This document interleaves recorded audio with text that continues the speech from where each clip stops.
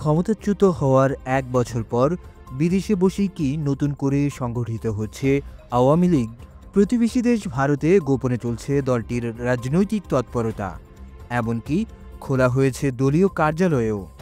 British সংবাদ মাধ্যম বিবিসির এক প্রতিবেদনে উঠে এসেছে এমনই চাঞ্চল্যকর তথ্য, যা বাংলাদেশের রাজনৈতিক অঙ্গনে নতুন করে তুলেছে নানা প্রশ্ন।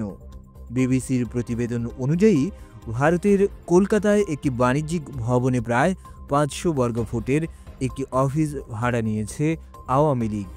তবে বাইরে থেকে বোঝার উপায় নেই যে এটি একটি রাজনৈতিক দলের কার্যালয়।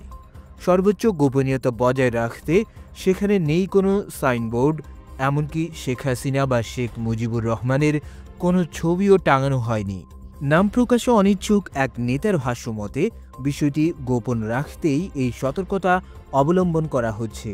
এই গোপন কার্যালয়কে কেন্দ্র করে চলছে ভারতে অবস্থানরত দলটির শীর্ষ নেতাদের নানা পরিকল্পনা।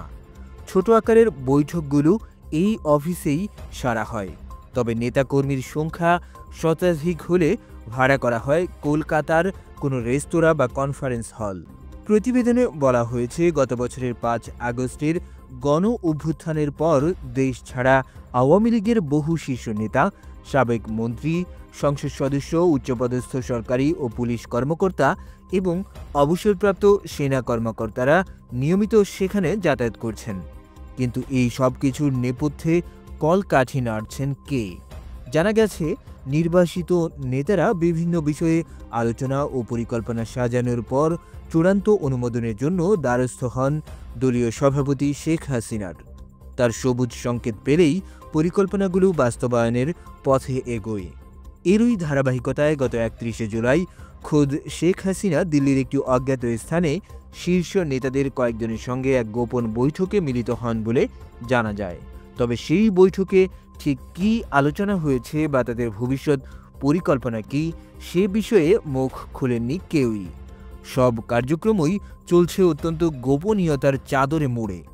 বিবিসির এই প্রতিবেদনটি প্রকাশের পর থেকে আওয়ামী লীগের প্রবাসী কার্যক্রম নিয়ে নতুন করে শুরু হয়েছে গুঞ্জন।